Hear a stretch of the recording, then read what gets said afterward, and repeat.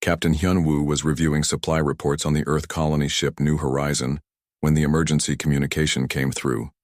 His navigator, Ji-sung, looked pale as he delivered the message.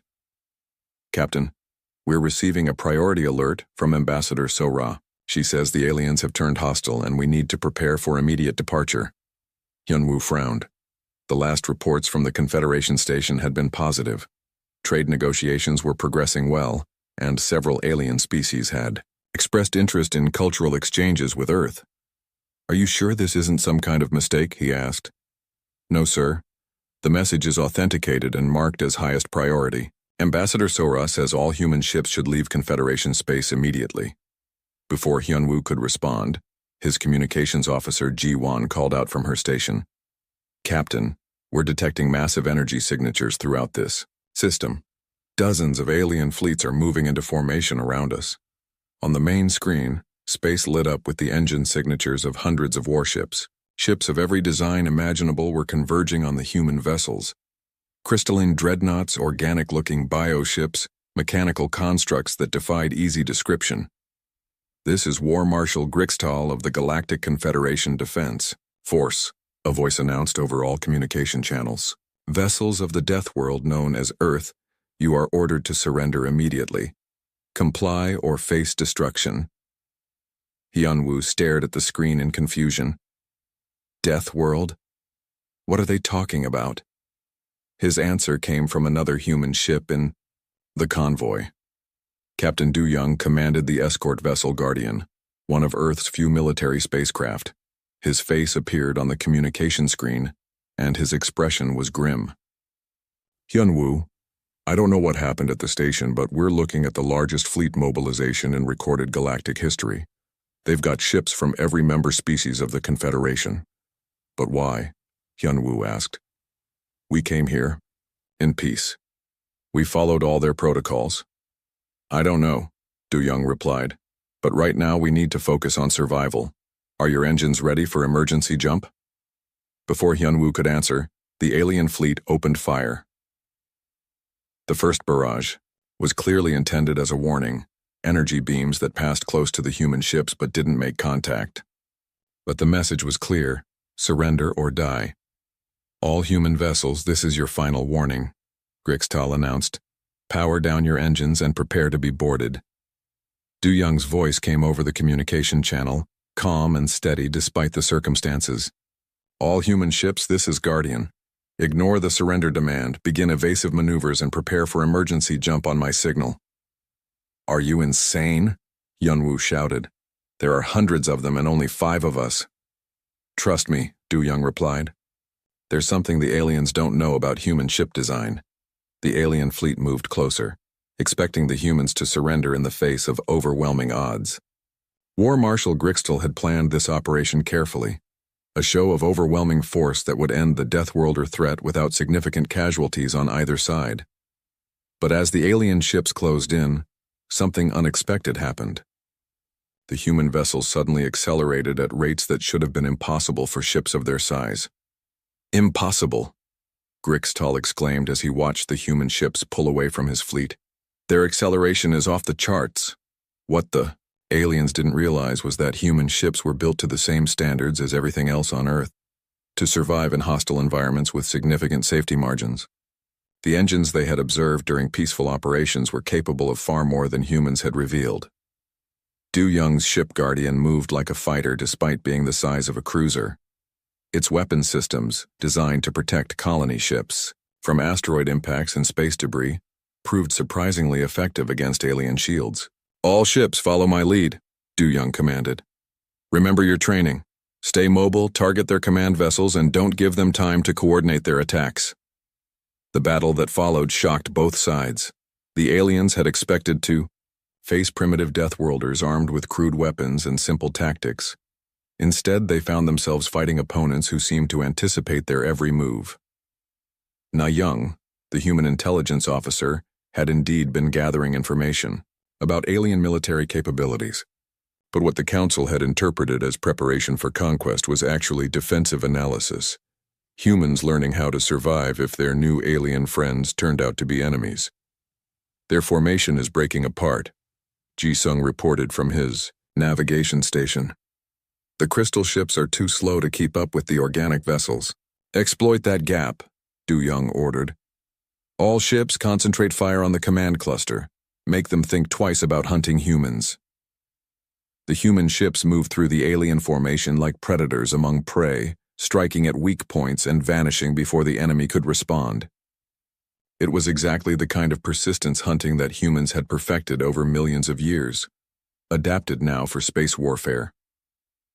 On the Confederation station, General Mordain watched the battle with growing alarm. How are 5 ships holding off an entire battle fleet?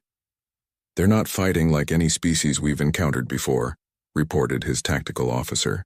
Their ships are more maneuverable than our intelligence suggested, and their tactics are unpredictable. What the aliens were witnessing was human adaptability in action. Earth's military had never fought aliens before, but they had studied every piece of available data and prepared for exactly this scenario. Human tactics were based on one simple principle: assume your enemy is stronger than you, then find ways to turn that strength into weakness. The Guardian targeted the alien fleet's communication arrays, disrupting their coordination. The colony ships used their industrial fabrication systems to produce makeshift weapons and countermeasures in real time. The human vessels worked together with a precision that spoke of countless hours of training and preparation. "Sir," the tactical officer reported, "we're losing ships faster than we can replace them. The humans seem to know exactly where to hit us to cause maximum damage." Mordain stared at the tactical display in disbelief. The legendary Deathworlders were supposed to be savage berserkers, not tactical geniuses who could dissect his fleet's weaknesses in real time. But the most shocking discovery came when the aliens tried to jam human communications. Instead of being disrupted, the human ships seemed to coordinate even better, switching to backup systems that the aliens hadn't even detected. "They have quantum-encrypted communication networks that we can't penetrate," the communications officer reported in terror. "And their ships are sharing tactical data in real time. It's like fighting a single organism with multiple bodies." On the New Horizon, Hyunwoo was beginning to understand what was happening. His ship's computer systems were connected to every other human vessel through networks that had been designed for deep space exploration. Redundant, unbreakable links that allowed isolated human ships to function as a single unit across vast distances. What humans called standard communication protocols were actually the most sophisticated military coordination system the galaxy had ever seen. "Captain," Ji-won reported from her station, "I'm receiving tactical updates from Guardian. They're highlighting weak points in the alien formation and suggesting attack vectors." "How do they know so much about alien ship design?" Hyunwoo asked. The answer came from an unexpected source. Dr. Jamin's voice crackled over the communication system from his research vessel. "Because we've been studying their technology since we arrived. Everything they showed us, every casual demonstration of their capabilities. We analyzed it all. What the aliens had interpreted as friendly curiosity had actually been intelligence, gathering of the highest order. Humans had a natural talent for understanding how things worked and finding ways to break them. The battle continued for several hours, but the outcome was becoming clear. The human ships were outnumbered but not outmatched. Every alien tactic was countered, every formation was broken, every advantage was turned against them. Finally, War Marshal Grixtal sent a desperate message to the Confederation Council. "The Deathworlders are not what we expected. They're not savage berserkers. They're calculating predators who have turned warfare into a precise science. We need reinforcements immediately, or we're going to lose this entire fleet." But the Council's response was not what he expected. Instead of sending more ships, they ordered a full retreat. "Fall back to the outer system," came the command from Zalketh. "Do not engage the Deathworlders further until we can analyze what went wrong." As the alien fleet withdrew, licking its wounds and trying to understand how they had been outfought by a handful of primitive ships, a new message broadcast across all communication channels. It was Ambassador Sora, speaking from the Confederation. station where she had been placed under protective custody. To all human vessels, this is Ambassador Sora. I don't know why our hosts have turned hostile, but I need you to know. They're calling us Deathworlders and claiming we're some kind of ancient threat to the galaxy. Her message was followed by another voice. Na Young, the intelligence officer, speaking from data she had gathered during her time on the station. All human ships, this is Na Young. And maybe, said Vextar, they're just more patient than their ancestors.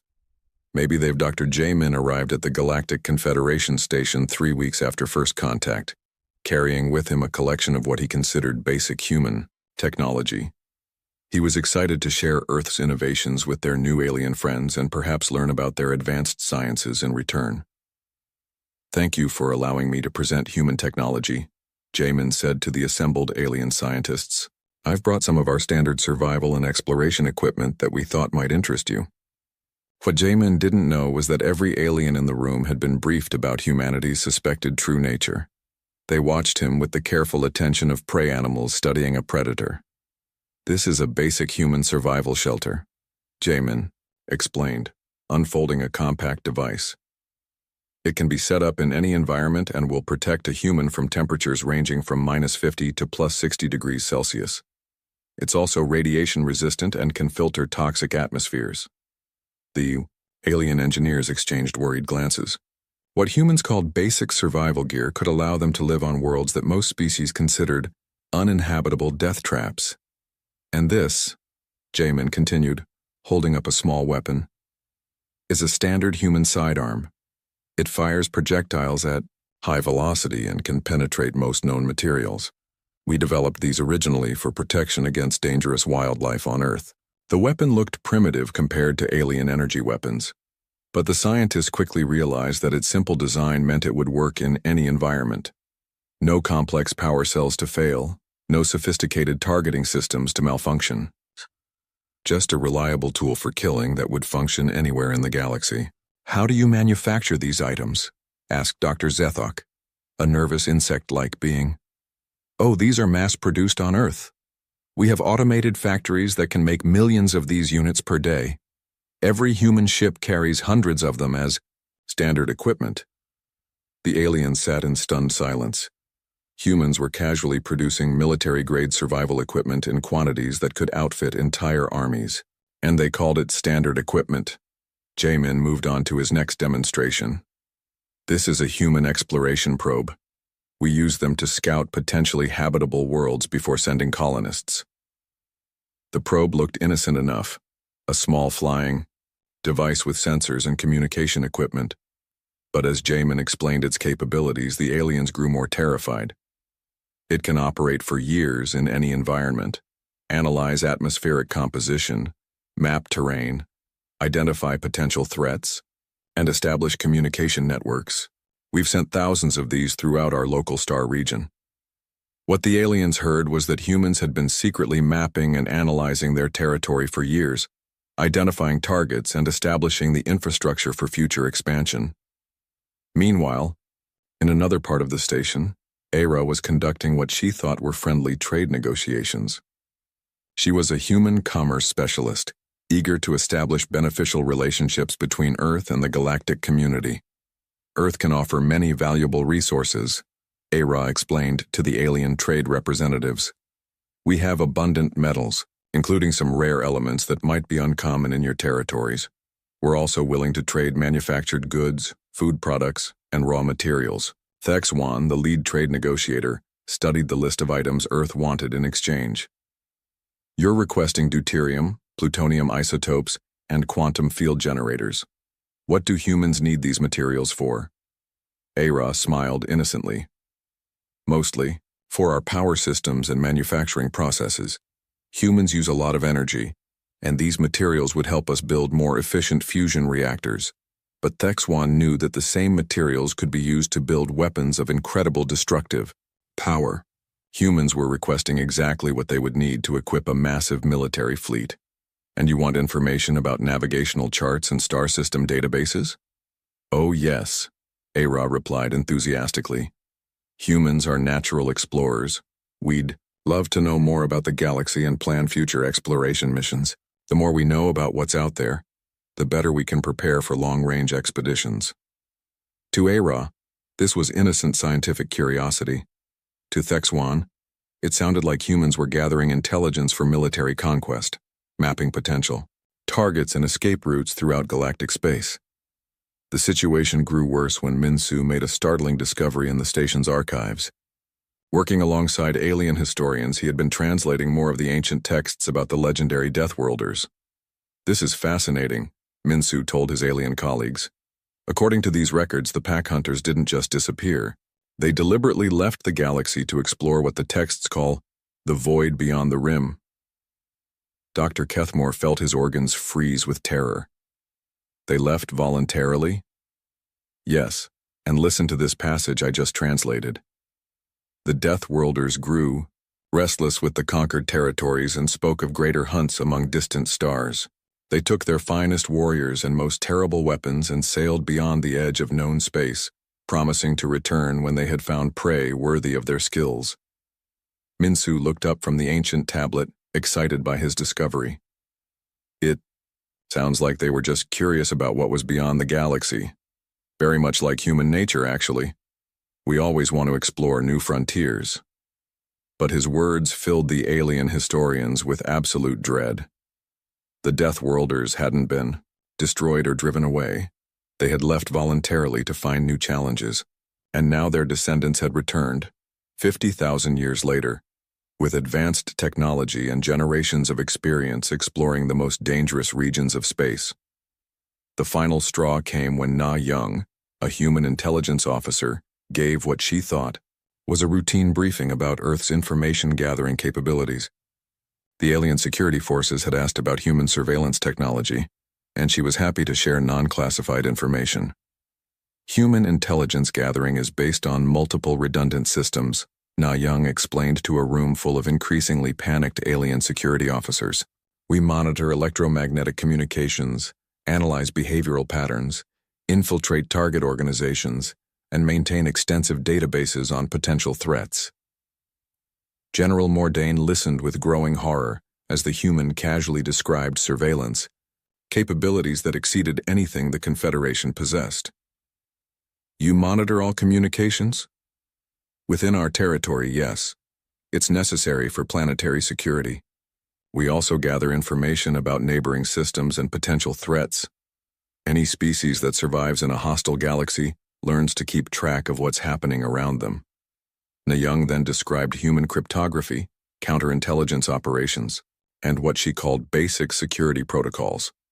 To her, these were standard defensive measures. To the aliens, they represented the most sophisticated intelligence apparatus in known space. "We've also developed what we call cultural analysis, the ability to quickly understand alien societies and predict their behaviors based on observed patterns. It's very useful for diplomatic relations." General Mordain realized that humans had been analyzing galactic civilization from the moment they arrived, mapping social structures, identifying key decision-makers, and learning how to manipulate alien psychology. What they called cultural analysis was actually preparation for conquest. That night, the Council held another emergency session. The evidence was now overwhelming. Humans were not only the descendants of the Deathworlders, but they were far more dangerous than their legendary ancestors. "Look at what we've learned," Bextar said, displaying his analysis on the chamber's main screen. "They have technology that allows them to survive anywhere in the galaxy. They mass-produce weapons and survival equipment on an industrial scale. They've been gathering intelligence on our territories for years before making contact. And now they want materials that could be used to build planet-killing weapons. But they seem so friendly," protested Fluxara weakly. "Exactly," replied General Mordain. "The ancient Deathworlders were described as savage berserkers who announced their intentions with displays of force. These humans are far more subtle. They smile, they share gifts, they ask polite questions, while systematically gathering everything they need to conquer the galaxy." Zalkath looked around the table at his fellow council members. "The question is no longer whether these are the Deathworlders. The question is, what do we do about it? We could try diplomatic containment, suggested one member. Give them limited territory and hope they stay there. The original Death Worlders conquered hundreds of systems before vanishing, Vextar reminded them. And these humans are far more advanced. If we try to contain them, they'll break free eventually. Then what do you suggest? Zalketh asked grimly. General Mordain activated a classified display showing the Confederation's secret military assets. There is one option. Protocol Nightmare, the ancient contingency plan created after the Death Worlders first vanished. The room fell silent. Protocol Nightmare was the galaxy's ultimate weapon, a plan so terrible that it had never been used, designed specifically for the return of the pack hunters. If we activate Protocol Nightmare, Mordain continued, we can mobilize the combined fleets of 12 species and strike at the Death Worlders before they have time to prepare their defenses. It would mean the Compoli. Ambassador Sora stood before the full council assembly, completely unaware of the tension that filled the great chamber. She had prepared a presentation about Earth's history and culture, hoping to help the aliens understand humanity better. Thank you for this opportunity to share our story. She began with a warm smile. I know some of our customs might seem strange to you, but I hope this will help explain how humans became who we are today. The council members sat rigid in their seats. Vextar had shared his discoveries with them in private sessions over the past few days. Now they watched the human diplomat with a mixture of fascination and growing horror. Let me start with Earth's early history, Sora continued, activating a holographic display. Our planet went through many difficult periods. We had ice ages that lasted thousands of years, volcanic eruptions that covered continents in ash, and massive floods that reshaped our world. She paused, not noticing how several council members had begun to shake. To her, these were just interesting geological facts. To them, she was describing a world so hostile that most species would never have survived, let alone thrived. But humans are adaptable, Sora said proudly. We learned to make fire to stay warm, create tools to hunt and build shelter, and work together to survive. No matter how harsh the conditions became, we found ways to keep going. Zalketh leaned forward, his multiple eyes focused intently on the human. When you say hunt, what exactly do you mean? Sora blinked in surprise at the question. Well, hunting for food, of course. Early humans hunted animals like mammoths, deer, and wild boar. We used spears, bows, and traps. Sometimes we would chase animals for days until they got tired enough for us to catch them. The chamber fell deadly silent. The ancient texts had described exactly this. Persistence hunting across vast distances, the pack hunters of legend. Days? Whispered one council member. You chased prey for days? Oh yes, Sora replied cheerfully. Humans are excellent long-distance runners. We can keep going when most animals have to stop to rest. It's one of our natural abilities. She continued her presentation, describing how humans had spread across Earth, adapting to every environment from frozen Arctic regions to burning deserts. She talked about human wars as if they were minor disputes, not realizing that what she described as territorial conflicts were battles more brutal than anything most galactic species had ever imagined. Our species learned a lot from our early conflicts, Sora explained. We developed better weapons, improved our tactics, and learned to organize large groups of warriors. By the time we developed agriculture and built cities, we had become very good at both war and peace. Council member Fluxara raised a wavering appendage. You said better weapons. What kind of weapons? Sora activated another holographic display showing human military history. We started with simple stone tools, then moved to bronze and iron. We invented bows that could shoot arrows over long distances, swords for close combat, and later gunpowder weapons. Eventually, we developed nuclear weapons and guided missiles. The display showed images of human warriors throughout history, from ancient hunters with spears to modern soldiers with advanced equipment. To Sora, it was a proud record of human ingenuity. To the council, it looked like a catalog of nightmare weapons designed by master killers. You developed nuclear weapons? Zalketh asked, his voice barely audible. Yes, though we only used them twice in warfare. We quickly realized they were too dangerous and agreed to limit their use. Sora smiled reassuringly. Humans learn from our mistakes. But her words had the opposite effect. The council members realized that humans had created weapons capable of destroying planets, used them in actual combat, and then had the discipline to stop using them. This wasn't primitive behavior. This was the calculated restraint of apex predators who understood exactly how dangerous they were. In another part of the station, human cultural attaché Heywan was giving a different presentation to a group of alien sociologists. She was explaining Earth's natural environment, unaware that every word she spoke was confirming the aliens' worst fears. Earth is really a beautiful but challenging world, Heywan said, showing images of Earth's landscapes. We have predators like lions, tigers, bears, and sharks. Most of our major land masses have dangerous animals that can kill humans easily. Dr. Kethmore, who had been working with Minsu on the ancient translations, felt his blood grow cold. And humans live alongside these predators? Of course, we've learned to coexist with them. Sometimes we have to defend ourselves, and sometimes we hunt them if they become too dangerous to local populations. But mostly, we just stay out of their way and let them live their lives. The alien sociologists exchanged terrified glances. Heywan was casually describing a world where apex predators were so common that humans considered them a normal part of daily life. A world where humans not only survived alongside such creatures, but actually hunted them when necessary.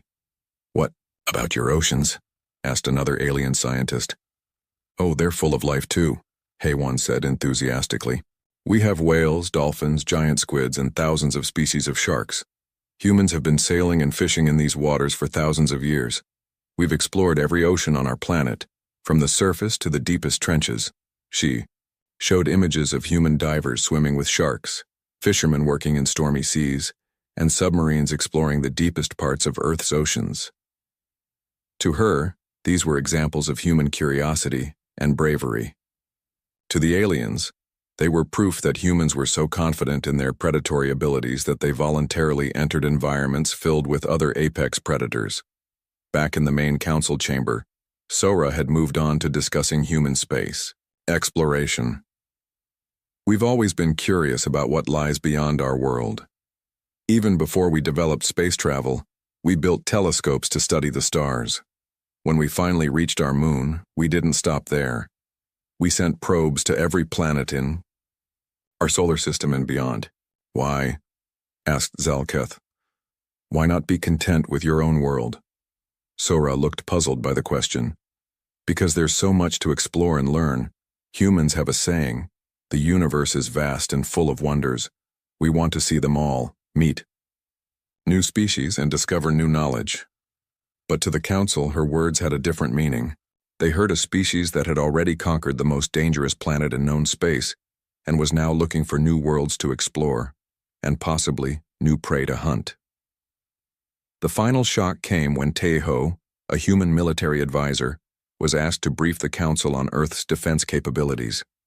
He had been invited to discuss how humans might contribute to galactic security, but his presentation became something very different. Human military doctrine is based on adaptability and persistence, Teho explained to a room full of increasingly terrified alien military officers. We study our opponents, learn their weaknesses, and then apply overwhelming force at the decisive moment.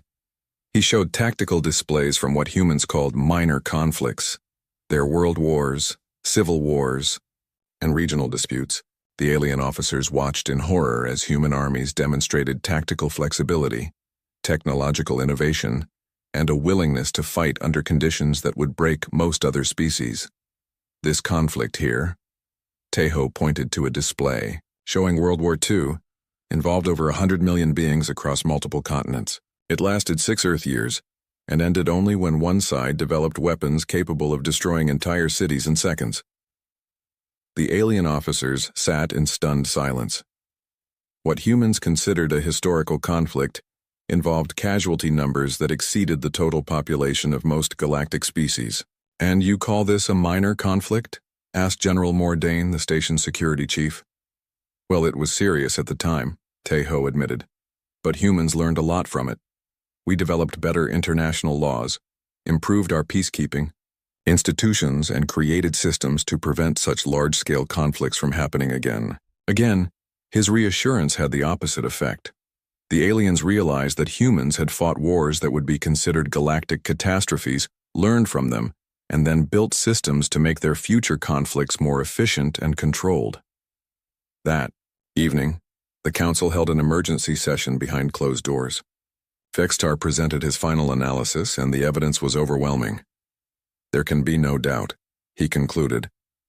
The humans are the descendants of the Death Worlders. Every piece of evidence confirms it. Their planet matches the ancient coordinates. Their physical characteristics match the legendary descriptions.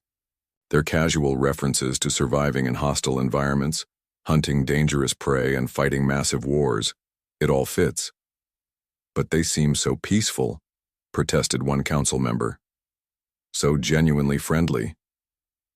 Think about it, Vextar replied, grimly. The legends say the Death Worlders were incredibly intelligent. What if this peaceful appearance is exactly what makes them so dangerous? They've studied us for days now, learned our languages, observed our technologies, and mapped our station. They know everything about us while we're still trying to figure out what they are. Zalketh looked around the table at his fellow council members. The question now is, what do we do about it? Maybe they really have changed, suggested Groot-Han. Maybe 50,000 years of exploration has made them genuinely peaceful. Captain Jinho stood on the bridge of the Harmony's edge, watching the massive alien space station grow larger on the main screen. His hands were steady, but his heart raced with excitement. This was it. Humanity's first real contact with other, intelligent life in the galaxy. Captain, they're sending us docking instructions, said his communications officer, a young woman named Yuna. Her voice carried the same mix of wonder and nervousness that everyone felt. Thank you, Yuna. Follow their directions exactly. We don't want to make any mistakes on our first day. Jinho smiled at his crew. Remember, everyone, we're here to make friends. Earth is counting on us to show that humans are peaceful people who just want to learn and trade. The alien station was huge, bigger than any city on Earth. It sparkled with lights of colors that human eyes had never seen before. Ships of strange shapes moved around it like fish in an ocean. Some were long and thin like needles. Others were round like bubbles. A few looked like they were made of crystal. Look at that, whispered Taeyong, the ship's engineer. I wonder how they make their ships glow like that. Jinho nodded. Everything here was so advanced compared to human technology. Earth's best spaceships looked like toys next to these alien vessels. But that was okay. Humans were here to learn, not to compete. The docking went smoothly. Soon, Jinho found himself walking through a long tube that connected his ship to the station. The walls were made of some kind of metal that seemed to move like liquid but felt solid when he touched it. Strange symbols glowed softly along the sides. At the end of the tube, 3 aliens waited for him. Jinho tried not to stare, but it was hard. The first alien looked like a giant bird with 4 arms and silver feathers.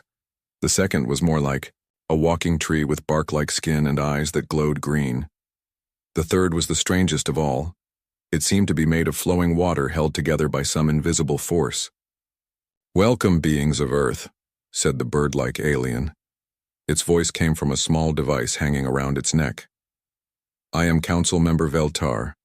These are my colleagues, Groot-Han and Fluxara. We represent the Galactic Confederation." Jinho bowed slightly the way he had practiced. "Thank you for meeting with us. I am Captain Jinho of the human vessel Harmony's Edge.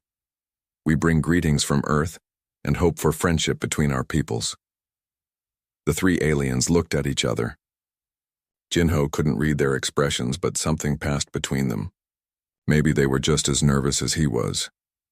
"Follow us," said Groot-Han, the tree-like alien. "The Council wishes to meet your diplomat." They walked through corridors that changed color as they moved. The walls seemed alive, pulsing gently with soft light. Other aliens stopped to stare at Jinho as he passed. He saw creatures with too many eyes, beings that floated instead of walking, and things that looked like living rocks. "Don't be afraid of their stares," Fluxara said, noticing Jinho's discomfort. "Most of us have never seen a human before. You are quite unusual. Unusual how? Jinho asked. Your shape, for one thing. 2 arms, 2 legs, 1 head, very symmetrical. And your skin looks so soft. Most space-traveling species develop harder outer coverings. Jinho looked down at his hands. He had never thought of human skin as particularly soft, but compared to the bark-like skin of Gruthan or the metal feathers of Veltar, maybe it was. They arrived at a large room filled with aliens of every shape and size imaginable. At the center sat 12 beings around a circular table that floated in the air. This had to be the famous Council of 12 Species that ruled the Galactic Confederation. Honored Council, Veltar announced. I present Captain Jinho of the humans from the world they call Earth. One of the council members stood up. It looked like a giant insect with crystal wings and multiple eyes. Welcome, human Jinho. I am... First speaker Zalketh. We have heard much about your species from the reports of those who first encountered your ships. Jinho bowed again. Thank you, first speaker. We are honored to be here. Earth sends its friendship and hopes to join the peaceful community of the galaxy. Tell us about your world, said another council member, this one shaped like a floating jellyfish. What is Earth like? Jinho's face lit up. This was something he loved talking about. Earth is beautiful. We have vast oceans full of life, and continents covered with forests, mountains, and plains. Our world has many different environments: hot deserts, cold frozen lands, thick jungles, and wide grasslands. Humans live everywhere on our planet. The council members exchanged glances again. Zalketh leaned forward. Everywhere? Even in the dangerous places? Well, yes, Jinho said, confused by the question. Humans are pretty good at adapting. We've built cities in deserts, on mountains, even in the frozen parts of our world. We go where we need to go. A small alien that looked like a walking mushroom spoke up.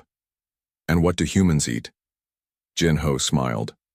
Oh, all kinds of things. Plants, fruits, vegetables. We also eat animals. Fish from the oceans, birds, cattle that we raise on farms. Pretty much anything that grows or lives on Earth, humans can eat. The room fell silent. Jinho looked around, wondering if he had said something wrong. The aliens were all staring at him with expressions he couldn't read. You eat other living things? Asked the jellyfish-like being. Well, yes. Don't you? Jinho was genuinely surprised. I mean, everyone has to eat something. Many of us only consume minerals or energy, Zalketh explained carefully.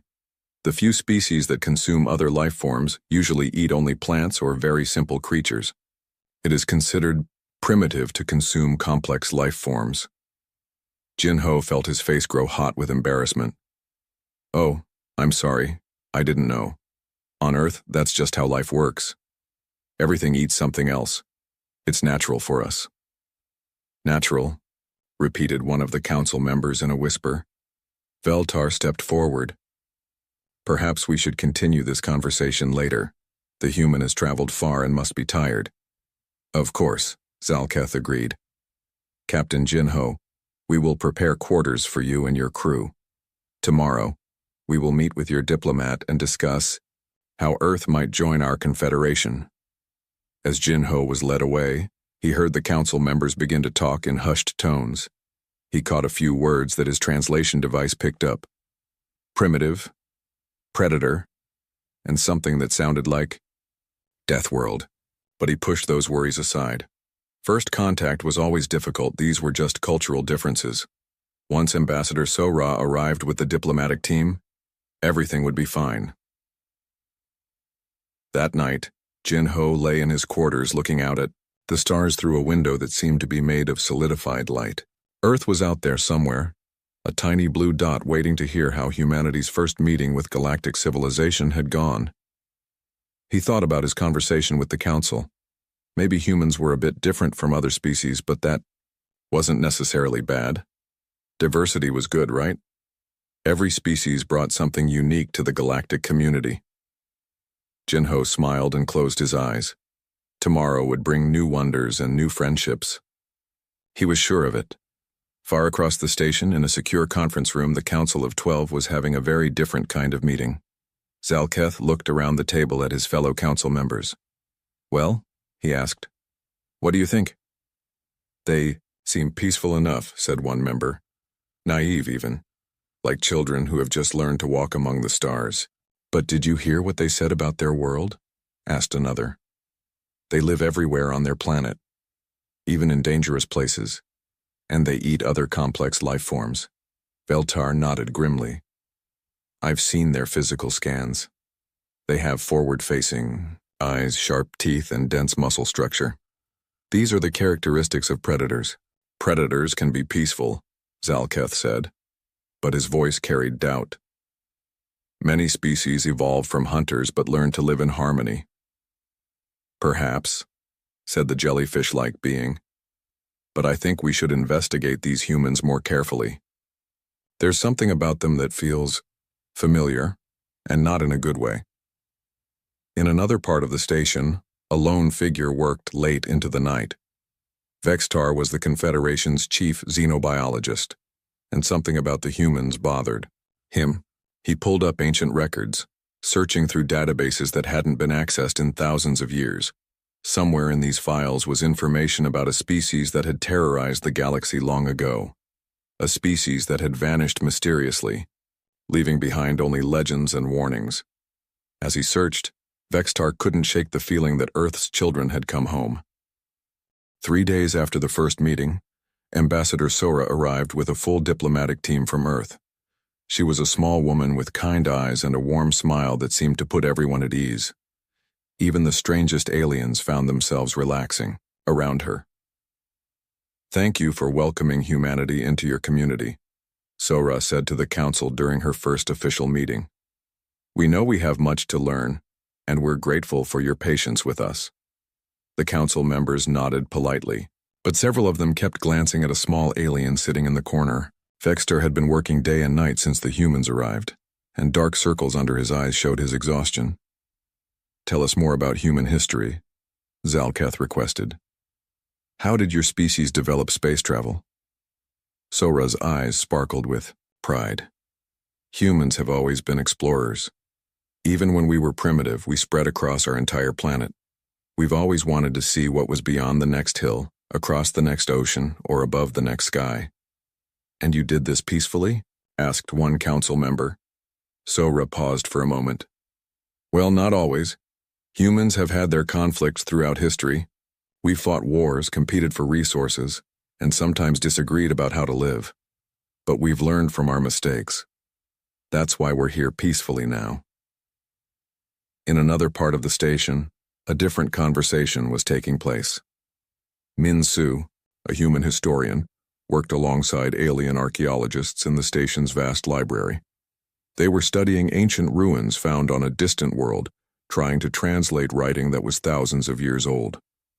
"This symbol here," said Dr. Kethmore, pointing to a carving on a stone tablet. "My people's legends say it means the hungry ones or those who consume, but the context doesn't make sense." Min Su studied the symbol carefully. "It looks familiar somehow. Maybe it's similar to some ancient Earth writing systems I've studied." Together they worked through the translation. Slowly, a story began to emerge from the ancient stones.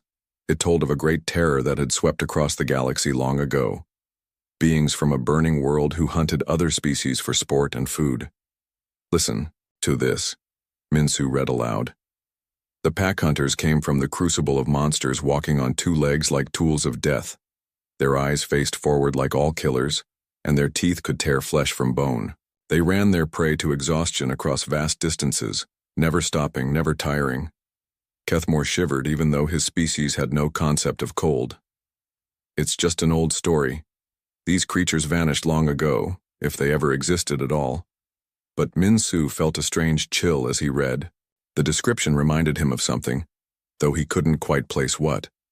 Meanwhile, in the station's engineering section, Yu Jin was having the time of her life.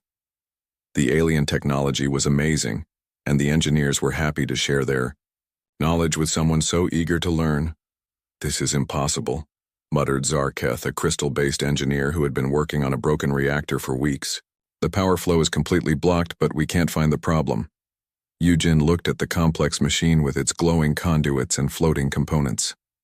To her, it wasn't that different from the fusion reactors back on Earth, just more advanced. "Have you checked the resonance frequency of the crystal matrix?" she asked. "Of course," Zarketh replied. "That was the first thing we tested. But what about harmonic interference? If two crystals are vibrating at frequencies that cancel each other out?" Yujin walked over to the reactor and began examining it with fresh eyes. Within minutes, she found the problem. A tiny crystal that had shifted out of alignment, creating a feedback loop that blocked the entire system. "There," she said, adjusting the crystal with a simple tool. "Try it now." The reactor hummed to life, its power output immediately jumping to normal levels. The alien engineers stared in amazement. "How did you see that so quickly?" Zarketh asked. "We've been working on this for 23 cycles." Yujin shrugged. "I guess humans are good at seeing patterns and solving problems. Back on Earth, we're always fixing things that break. We have to be. Our world has lots of dangerous environments where equipment failure can kill you." The engineering team exchanged worried glances. Another reference to Earth as a dangerous place where survival required constant vigilance and problem-solving skills. Late that night, Vextar made a discovery that chilled him to his core. Deep in the ancient databases, he found a star chart that was 50,000 years old. It showed the location of the legendary Death World, the planet where the mythical pack hunters had originated. With shaking appendages, he compared it to the coordinates humans had given for their homeworld. They were identical. Vextar sat in stunned silence for a long moment. Then he began pulling up every piece of information he could find about the legendary Deathworlders. The stories were fragmentary and ancient, but they painted a terrifying picture. The Deathworlders were said to be the most dangerous species the galaxy had ever known. Unlike other predators who hunted for food, these beings seemed to hunt for the joy of it. They turned warfare into an art form and could survive in environments that would kill most other species instantly. According to legend, they had conquered dozens of star systems before mysteriously vanishing. No one knew what had happened to them. Some said they had destroyed themselves in their endless wars. Others believed they had simply grown bored with the galaxy and left to find new challenges among the stars. But what if they hadn't left? What if they had simply been exploring, learning, growing stronger? What if they were the ancestors of these seemingly innocent humans?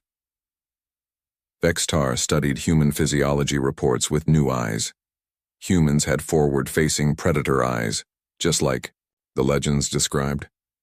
They had dense bone structure and powerful muscles that would allow them to survive high-gravity environments. Their teeth were designed for tearing and grinding, omnivore teeth that could handle both plants and meat. Most disturbing of all, humans showed all the signs of persistence hunters, predators who caught their prey by chasing it until it collapsed from exhaustion. Their upright posture, efficient cooling system, and incredible endurance were all adaptations for this type of hunting.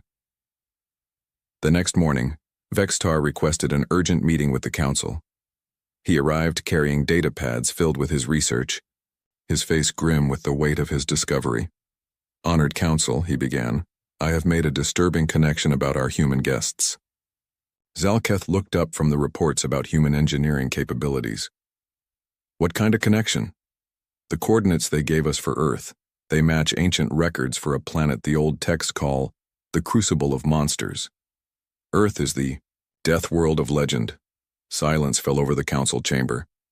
Several members began to tremble, as much as their various anatomies allowed. "Are you certain?" whispered the jellyfish-like being. "I've checked and rechecked. There's no doubt. And look at this." Vextar activated a holographic display showing human anatomy. Everything matches the legendary descriptions. They are persistence hunters, just like the stories say. They can survive in environments that would kill most of us. They eat other, complex life forms without hesitation. "But they seem so peaceful," protested one council member. "So naive and friendly." "Perhaps," Vextar replied. "But consider this. The Deathworlders were said to be highly intelligent. What if their friendliness is just another hunting strategy? What if they're studying us, learning our weaknesses?" Council member Groot Han spoke up for the first time. My species has some of the oldest records in the galaxy. We have stories about the pack hunters that we tell our seedlings as warnings. They say the Death Worlders were masters of deception, that they could appear harmless until the moment they struck. That's just legend, Zalketh said, but his voice lacked conviction. Is it? Vextar pulled up another file. Yesterday, a human engineer solved a problem that had puzzled our best minds for weeks. She did it in minutes, as casually as breathing. Today, their historian helped translate ancient texts that have been indecipherable for centuries. These aren't the actions of a primitive species. Maybe they're just naturally gifted, suggested another council member. Or maybe, Vextar said grimly, they're exactly what the legends warned us about. The most dangerous predators in the galaxy, returned from whatever distant hunting ground they've been exploring for the last 50,000 years. The council sat in stunned silence, each member lost in their own thoughts. Through the great windows of the chamber, they could see human ships docking with the station, more Earth vessels arriving every day, bringing diplomats, scientists, and traders, ships full of beings who might be the descendants of the galaxy's greatest nightmare. In the human quarters, Sora was having tea with several alien diplomats, charming them with stories of Earth's diverse cultures and beautiful landscapes. She had no idea that with every word she spoke, she was confirming their worst fears about humanity's true nature. The galaxy was about to remember why some worlds should remain hidden among the stars. I've discovered why the aliens attacked us. They believe we're the descendants of a species that terrorized Admiral Wu Jin, stood in the command center of Earth's newest warship, the Retribution, watching star charts that showed the positions of alien fleets throughout the galaxy. 3 months had passed since the attack on the human convoy, and everything had changed. Admiral, reported his tactical officer Seok-ho, we've confirmed the positions of 17 alien battle fleets. They're maintaining defensive formations around their core worlds, but they're not advancing into human space. Good, Wu Jin replied. Fear is a useful tool. How are our deep strike operations progressing? The Silent Hunter has successfully infiltrated the Vegan system. Captain Gihun reports that their fleet is in complete disarray. They're jumping at shadows and firing on their own ships. Wu Jin nodded grimly. The aliens had made a critical error when they attacked human ships. Without provocation, they had awakened something that humanity had worked for centuries to control, their instinctive response to existential threats.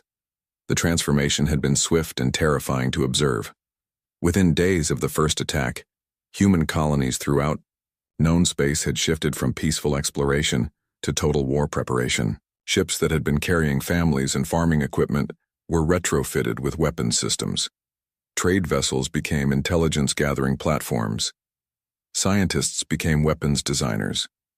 But most frightening of all was how easily humans had adapted to thinking like predators again. Sir, another officer reported, we're receiving a transmission from the Galactic Confederation.